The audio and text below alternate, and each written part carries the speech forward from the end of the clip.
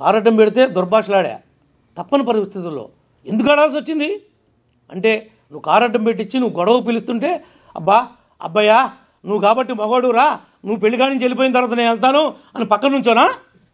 చెప్పురా బాబు, ఏదో నోరు ఉంది కదా అని చెప్పగలవు కదా అని మీడియా ముందుకు వచ్చి నువ్వు గంట అరగంట అని మాట్లాడేటువంటి వ్యక్తివి నువ్వు కూడా నా క్యారెక్టర్ గురించి మాట్లాడతావా అంటున్నావు. నీ గురించి అందరికీ తెలుసని, నా గురించి నిజంగా తెలుసు. నేను ప్రజల కోసం పాటుపడతానని, కష్టపడతానని, ఆవేశపడతానని, తొందరపాటు ఉందని అని ఈ రాష్ట్ర ప్రజలందరికీ తెలుసు. నువ్వు చెప్పేదేంటి?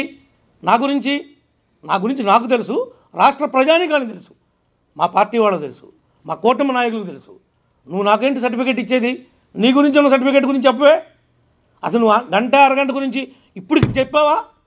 ఎందుకు మాట్లాడాల్సి వచ్చిందో? ఎందుకు ఆ విషయం మీద నువ్వు వివరణ ఇవ్వలేకపోయావు? కారణం ఏంటి? నువ్వు నీ మాటలు కావా ఇవి?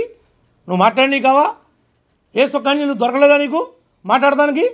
మా గురించే మాట్లాడుతున్నావు. డీజీపీ గారు మీరు ఇవ్వకపోతే అంటి చేల్తానంటున్నావు.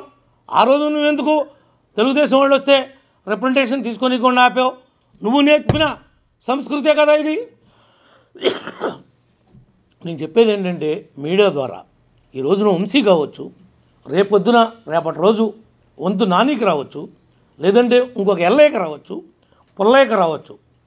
4 రోజులు చట్టాన్ని అమలుపరచటంలో కూటమి వెనక్కుంటే ఉండొచ్చేమో నేను కూడా అంగీకరిస్తున్నా.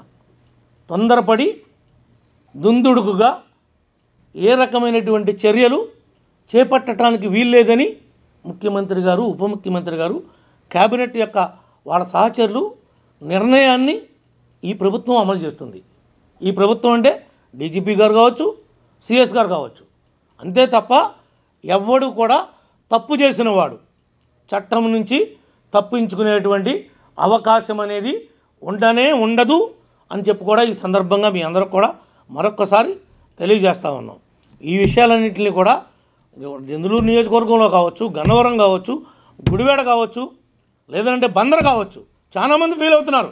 పేరు నారినేంటి ఆ విధంగా వదిలిపెట్టారు, అంత కుంభకోణం చేస్తే ఈ ప్రభుత్వం ఏం చేస్తుంది అని అడుగుతున్నారు.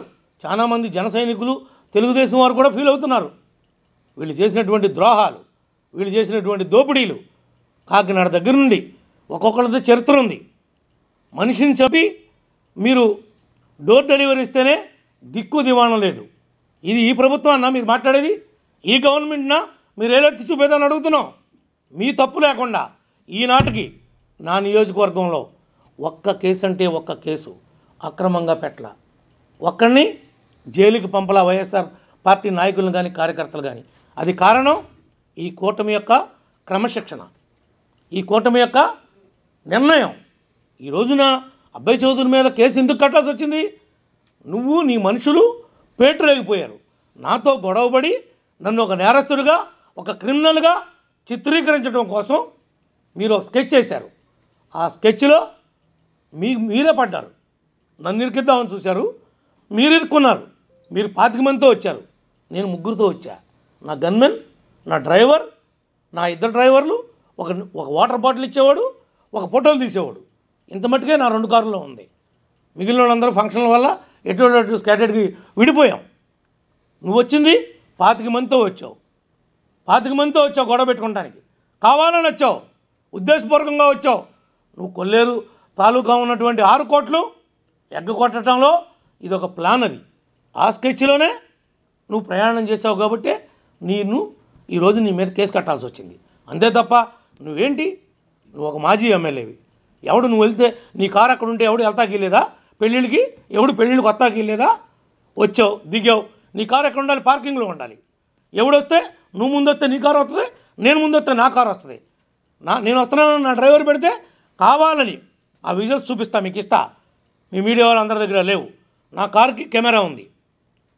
నా కారు పెట్టిన తర్వాత వాళ్ళ డ్రైవర్ ఏ విధంగా తీసుకొచ్చి కారు పెట్టాడు. ఎవడైతే కళ్యాణ మండపంలో ఉన్నటువంటి సెక్యూరిటీ వాడు 3 సార్లు చెప్పాడు, వాళ్ళు వచ్చేస్తున్నారు, వాళ్ళ కార్లు వచ్చినాయి, కొద్దిగా పక్క పెట్టని. వస్తే రానిమని చెప్పి అంటే, వస్తే రానివ్వమంటే అది గౌరవం అదా ఇచ్చేది?